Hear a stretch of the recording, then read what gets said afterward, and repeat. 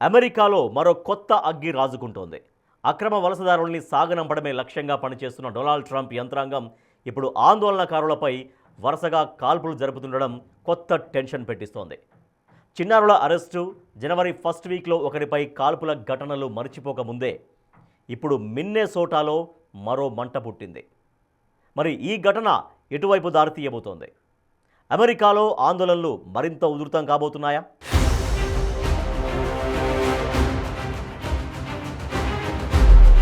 అమెరికాలో కొత్త చిచ్చు పెడుతోన్న ఇమిగ్రేషన్ పంచాయతీ.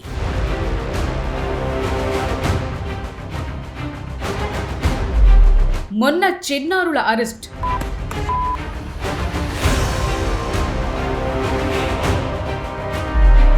నిన్న ఏకంగా nuts కాల్చివేత.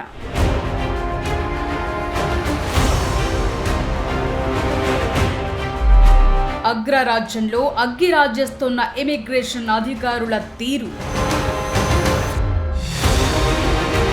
Immigration and customs enforcement అమెరికాలో ఇప్పుడు ఈ పేరు వింటేనే కొందరికి వణుకుస్తోంది, మరికొందరికి కోపం కట్టలు తెంచుకుంటోంది. ముఖ్యంగా మిన్నెసోటాలో అయితే ఇప్పుడు ఐసీఈకి వ్యతిరేకంగా ఆందోళనలకు దిగుతున్నారు. నిజానికి అక్రమ వలసదారులను గుర్తించి వారి దేశాలకు సాగనంపటం అనే టాస్క్ తో ఈ స్టేట్ లో ఐసీఈ మంచి దూకుడుగా పనిచేస్తోంది. ఇదే టైంలో ఏకంగా 5 ఏళ్ల చిన్నారి లియామ్ కెనోజో రామోస్ ను ఇమిగ్రేషన్ అధికారులు నిర్బంధించడం సెన్సేషన్ గా మారింది. ప్రీ స్కూల్ నుంచి వస్తున్న బాలుణ్ణి, అతడి తండ్రిని అధికారులు అదుపులోకి తీసుకుని టెక్సాస్ లోని నిర్బంధ కేంద్రానికి తరలించారు. ఇదే అమెరికా వ్యాప్తంగా ఓ అలజడిని సృష్టిస్తే ఇప్పుడు ఏకంగా మరో వ్యక్తిని కాల్చి చంపటం ఈ ఆందోళనలకు మరింత ఆజ్యం పోసింది.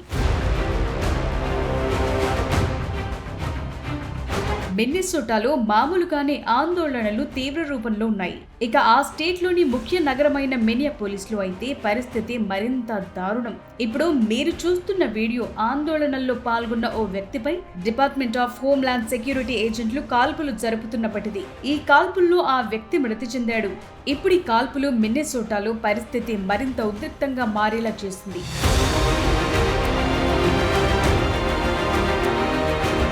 అతడిపై జరిపిన కాల్పులు సరైనవి అని అధికారులు ప్రకటించారు. అతడి వద్ద గన్నుందని, దాంతో కాల్పులు జరిపేందుకు అతను సిద్ధమయ్యాడని, అందుకే కాల్పులు జరిపామనేది అధికారుల వెర్షన్. కానీ అతని చేతిలో ఉన్నది కేవలం మొబైల్ ఫోన్ మాత్రమే అని ఏజెంట్లు అత్యుత్సాహం చూపించి కావాలని కాల్పులు జరిపారనేది నిరసనకారుల వాదన.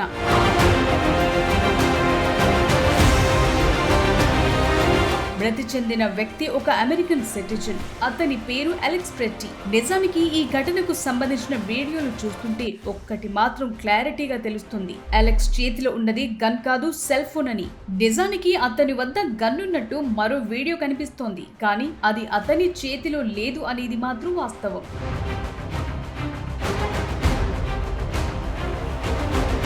నిజానికి ఆందోళనలు జరుగుతున్న సమయంలో అక్కడికి వచ్చిన ఏజెంట్లు అలెక్స్ మధ్య పెనుగులాట జరిగింది. అతడిపై దాడి చేసి పెప్పర్ స్ప్రేను ప్రయోగించారు. ఆ తరువాత అతన్ని కింద పడేసి అతనిపై దాడి చేశారు. ఇదే సమయంలో ఒక ఆఫీసర్ అతని నుంచి ఒక వస్తువును లాక్కెళ్లాడు. ఇంతలో మరో ఆఫీసర్ వెంటనే గన్తో కాల్పులు జరపటం ప్రారంభించాడు. కేవలం ఒకసారి కాల్పులు జరపకుండా పలుసార్లు జరపటంతో అలెక్స్ మృతి చెందాడు. ఇప్పుడు ఈ వీడియో వైరల్ గా మారింది.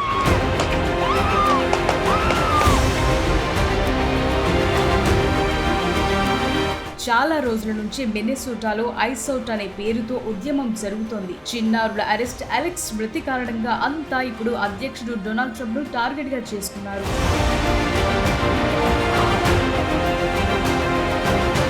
ఇక్కడ సమస్య ఏంటంటే మిన్నెసోటా గవర్నర్ డెమోక్రాట్. దీంతో ఇది పొలిటికల్ టర్న్ తీసుకుంది. అసలు మిన్నెసోటాలో ఫెడరల్ ఇమిగ్రేషన్ అధికారులకు ఏం పని అని ప్రశ్నిస్తున్నారు డెమోక్రాట్లు. వారంతా వెంటనే రాష్ట్రాన్ని విడిచిపెట్టి వెళ్లాలని, రాష్ట్ర హక్కులను కాపాడాలని డిమాండ్ చేస్తున్నారు. కానీ ట్రంప్ మాత్రం ఫెడరల్ ఏజెంట్లను వెనకేసుకొచ్చారు. Governor Tim Walz, Minneapolis mayor Jacob ఫ్రేను టార్గెట్ చేశారు. అలెక్స్ వద్ద గన్నుందంటూ కొన్ని ఫోటోలను షేర్ చేశారు.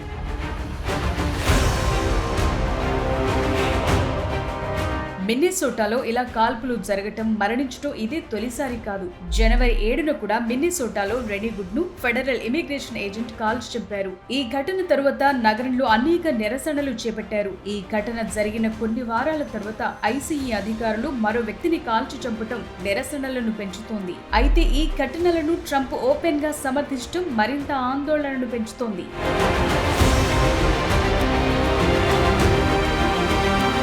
డొనాల్డ్ ట్రంప్ ఈ ఆందోళనలను కేవలం సమర్థించడం కాదు, ఆ సమర్థించే సమయంలో చేసే కొన్ని వ్యాఖ్యలు ఇప్పుడు ఈ ఆందోళనలు కేవలం మిన్నెసోటాలో మాత్రమే కాదు, అమెరికా మొత్తంగా అగ్గిరాజేసేలా కనిపిస్తున్నాయి.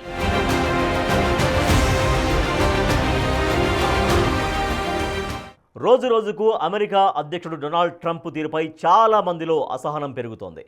ఇంటా బయట పరిస్థితి ఇలాగే ఉంది.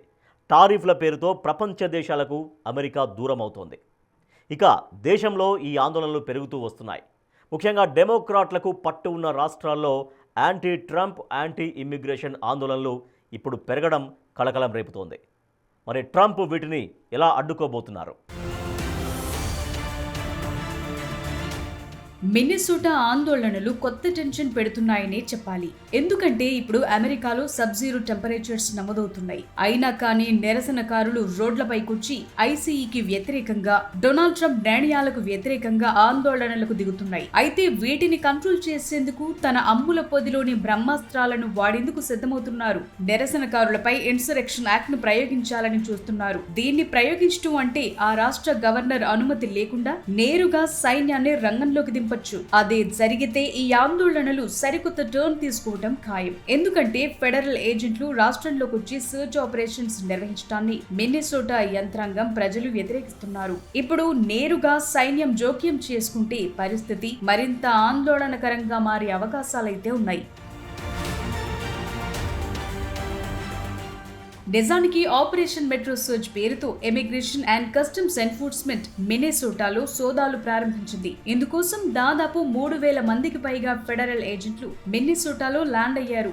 ఇక్కడ హైలైట్ ఏంటంటే స్థానిక పోలీసుల సంఖ్య కంటే ఇది చాలా ఎక్కువ. అయితే మనం ముందే చెప్పుకున్నట్లు మిన్నెసోటాలో ఉన్నది డెమోక్రాట్ గవర్నమెంట్ టిమ్ వాల్జ్. ఆయన ఫెడరల్ ఏజెంట్లకు ఏమాత్రం సహకరించడం లేదనే ఆరోపణలున్నాయి. దీనికి తోడు ఆ రాష్ట్ర లెఫ్టినెంట్ గవర్నర్ పెగి ఫ్లానగన్ ఈ ఆందోళనలను పెంచేందుకు కుట్రలు చేస్తున్నారనే ఆరోపణలు కూడా వినిపిస్తున్నాయి. సమస్యను పరిష్కరిస్తారని చెప్తూ మోహరించే ఏజెంట్ల వల్ల నిరసనలు తగ్గకపోగా మరింత పెరుగుతున్నట్లు కనిపిస్తోంది.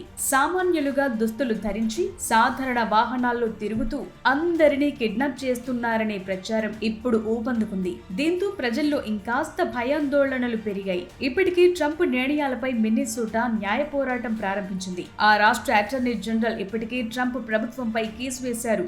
ఫెడరల్ ఏజెంట్లు శాంతియుత నిరసనకారులపై టియర్ గ్యాస్, పెప్పర్ స్ప్రే వాడకుండా కోర్టులు ఆంక్షలు విధిస్తున్నాయి. నిజం చెప్పాలంటే మిన్నెసోటాను ఓ ల్యాబ్ గా భావిస్తున్నారు ట్రంప్. తన కఠినమైన ఇమిగ్రేషన్ విధానాలను అమలు చేయడానికి ఈ రాష్ట్రాన్ని ల్యాబ్ గా మార్చేశారు. ముఖ్యంగా డెమోక్రాట్లు గవర్నర్లుగా ఉన్న రాష్ట్రాల్లోనే ఇలాంటి విధానాలను అమలు చేస్తున్నారనే ప్రచారం కూడా ఉంది. ఇదే కంటిన్యూ అయితే రాష్ట్రాలు వర్సెస్ ట్రంప్ అనేలా పరిస్థితులు మారే అవకాశం ఉంది. డొనాల్డ్ ట్రంప్ కు వ్యతిరేకంగా ఇలా నిరసనలు జరగటం ఇది తొలిసారి కాదు. గతంలో కూడా ప్రెసిడెంట్ ట్రంప్ తీరును నిరసిస్తూ దేశమంతటా నిరసనలు వెల్లువెత్తాయి. ట్రంప్ రెండోసారి అధ్యక్ష పగ్గాలు చేపట్టిన తరువాత జరిగిన అతి పెద్ద నిరసన ఇదే. హ్యాండ్స్ ఆఫ్ పేరుతో వేలాది మంది అమెరికన్లు వీధుల్లోకొచ్చి తమ ఆగ్రహాన్ని వ్యక్తం చేశారు.